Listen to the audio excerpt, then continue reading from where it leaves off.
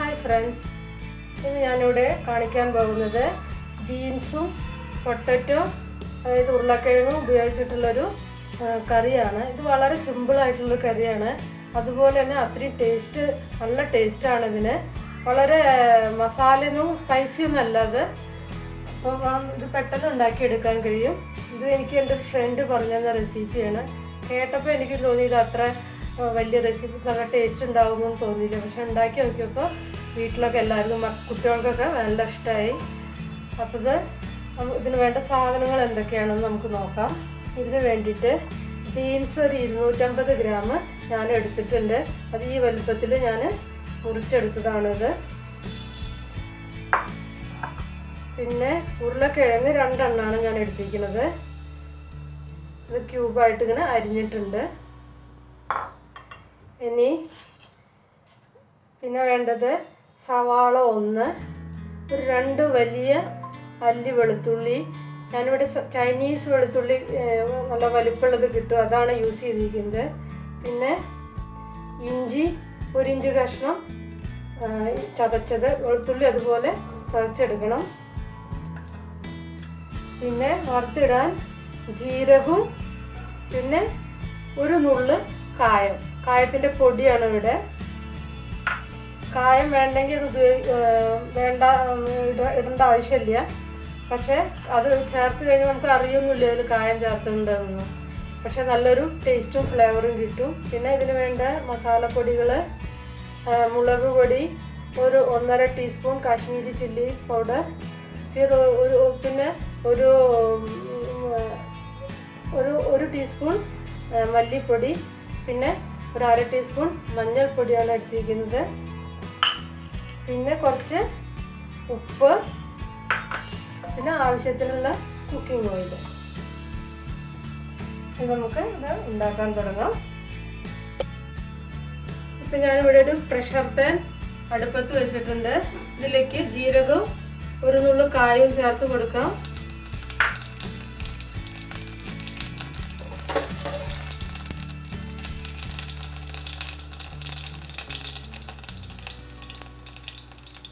ജീരകം പൊട്ടിക്കഴിഞ്ഞാൽ നമുക്ക് സവാള ചേർത്ത് കൊടുക്കാം. ഇതിനങ്ങനെ കുറേ വഴക്കേണ്ട ഒരു കറിയൊന്നല്ലാതെ അത് കാരണം നമുക്ക് പെട്ടെന്ന് ഉണ്ടാക്കിയെടുക്കാം.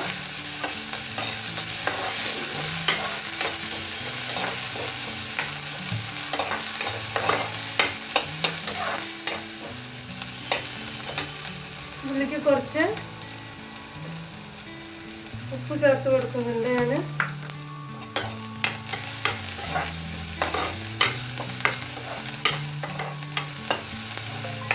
ഇനി ഞാൻ പൊടികളൊന്നും ഇതിലിട്ടിട്ട് വഴറ്റുന്നില്ല. അതിന് പകരം ഞാൻ ചെയ്യുന്നത് ഈ ബീൻസ് ഇതിലോട്ടിടും.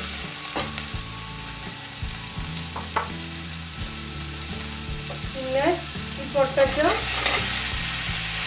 ഇതിലോട്ടിടും. ഇത് നന്നായിട്ട് ഇളക്കുക. കുക്കിംഗ് ഓയിലിപ്പോൾ ഞാൻ ഇതിലൊരു 3 ടേബിൾ സ്പൂണാണ് ഒഴിച്ചിരിക്കുന്നത്.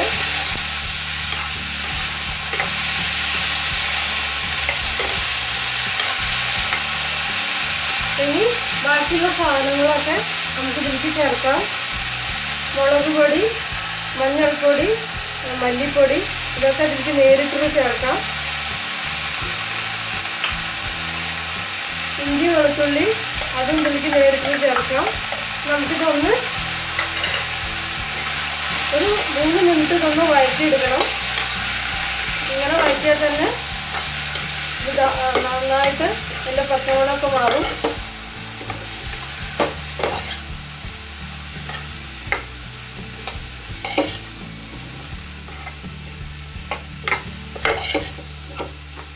ഒരു 3 മിനിറ്റോളം ഇത് നമുക്കൊന്ന് വഴറ്റി കൊടുക്കണം.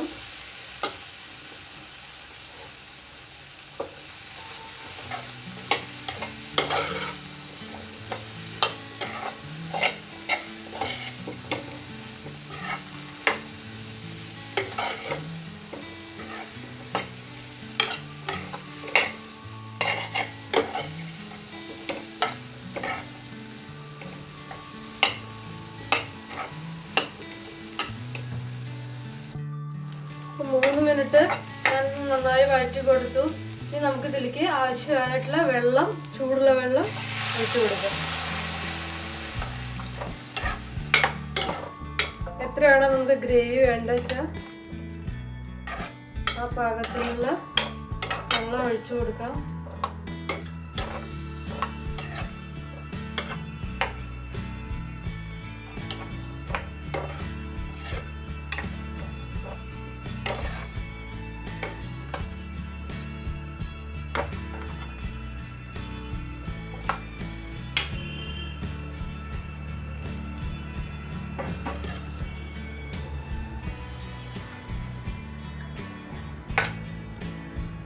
ഉപ്പ് നമുക്ക് ഇട്ട് കൊടുക്കാം. ഇതിലേക്ക്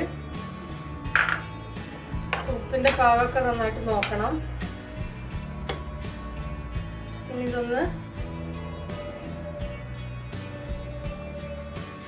ഇളക്കണം.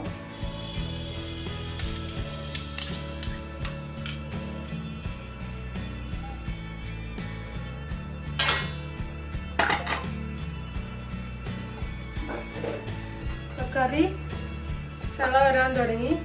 നമുക്കിത് അടച്ച് വെച്ച് ഒരു ഫുൾ ഫ്ലെയിമിൽ ഒരു വിസിൽ വന്നതിൻ്റെ ശേഷം സിമ്മറിൽ ഇട്ടിട്ട് ഇത് കുറച്ച് നേരം വേവിക്കണം. ആ മല്ലിപ്പൊടിയും ഇതിൻ്റെയൊക്കെ ആ നല്ലൊരു ഫ്ലേവർ, നല്ലൊരു മണം വരും. അപ്പോൾ നമുക്ക് മനസ്സിലാവും ഇത് കുക്കായി കഴിഞ്ഞാൽ ഏതാണ്ട് അതിൻ്റെ ഒരു നല്ലൊരു മണം വരും. അപ്പോൾ നമുക്കിത് ഓഫ് ചെയ്യാം.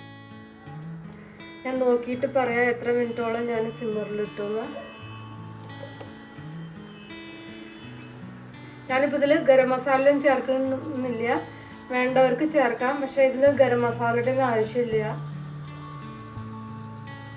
നമുക്ക് അതുവരെ വെയിറ്റ് ചെയ്യാം, ഇതാവണ വരെ. ഇത് വെന്തിട്ടുണ്ടാവും. ഇതിൻ്റെ പ്രഷറൊക്കെ പോയി. നമുക്കിതൊന്ന് തുറന്ന് നോക്കാം. കണ്ടില്ലേ, ഇവിടെ കറിയൊക്കെ കഷ്ണങ്ങളൊക്കെ നന്നായി വെന്തിട്ടുണ്ട്.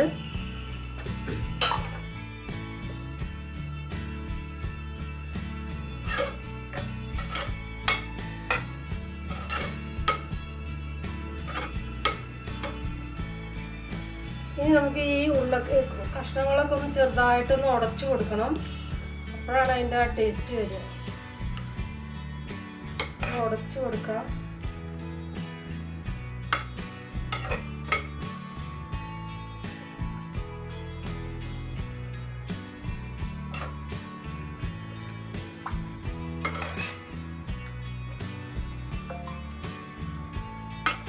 കുട്ടികളൊക്കെ വെജിറ്റബിൾസ് കഴിക്കാത്ത കുട്ടികൾക്കൊക്കെ ഇതൊന്നിങ്ങനെ ഉടച്ചു കൊടുത്താൽ അതിൻ്റെ ആ വിറ്റാമിൻസും എല്ലാം കുട്ടികളുടെ അകത്ത് ചെല്ലും.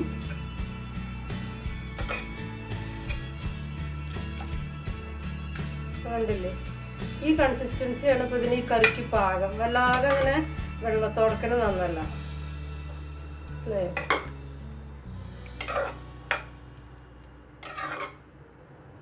ഒരു എല്ലാം പാകമാണ്. ഇപ്പോൾ ഇതിൽ നമുക്കിത് സർവിങ് ഡിഷിലേക്ക് ഒഴിക്കാം. സർവിങ് ഡിഷിലേക്ക് കറി ഒഴിക്കണതിൻ്റെ മുന്നേ ഞാനൊരു ടിപ്പ് ഇവിടെ ഉപയോഗിക്കുന്നുണ്ട്. നിങ്ങൾക്ക് ആവശ്യമുണ്ടെങ്കിൽ മാത്രം, താല്പര്യമുണ്ടെങ്കിൽ മാത്രം ഇത് ചെയ്താൽ മതി. ഞാനിതിലേക്ക് 1 ടീസ്പൂൺ നെയ്യ് ചേർത്ത് കൊടുക്കുന്നുണ്ട്. ഇതൊരു ഫ്ലേവർ ഒന്നും കൂടി നന്നായിട്ട് കൂട്ടാൻ വേണ്ടിയിട്ടാണ്. ഏത് കറിയിലും ഇങ്ങനെ ദാലായാലും, അതായത് പരിപ്പ് കറി അല്ലെങ്കിൽ വേറെ മറ്റുള്ള ഏതായാലും ഇങ്ങനെ ഒന്ന് ചെയ്താൽ കുറച്ചുകൂടി കറിക്ക് ടേസ്റ്റ് ഉണ്ടാവും, കളറും കിട്ടും. പിന്നെ നെയ്യ് ചൂടായി തീ ഓഫ് ചെയ്തു, കാരണം അല്ലെങ്കിൽ മുളക് പൊടി കരിഞ്ഞു പോകും. ഇത് സ്റ്റീലിൻ്റെ കടായി ആയ കാരണം പെട്ടെന്ന് കരിഞ്ഞു പോകാൻ ചാൻസ് ഉണ്ട്. ഇനി ഇതൊന്ന് മുളക് പൊടി ഒന്ന് മൂപ്പിച്ചിട്ട് നമുക്കിത് ഈ കറിയുടെ മീതെ ഒഴിച്ചു കൊടുക്കാം. കറിയുടെ മീതെ ഒഴിച്ചു കൊടുക്കാം. ഇത് ഇഷ്ടമില്ലാത്തവർക്ക് ഇത് ചെയ്യണ്ട. ഇത് ഓപ്ഷണലാണ്. എൻ്റെ ഫ്രണ്ട് പറഞ്ഞ റെസിപ്പിയിൽ ഇങ്ങനെ ഒഴിക്കുന്നൊന്നുമില്ല. ഇതിപ്പോൾ ഞാനിങ്ങനെ ചെയ്യുന്നു മാത്രം.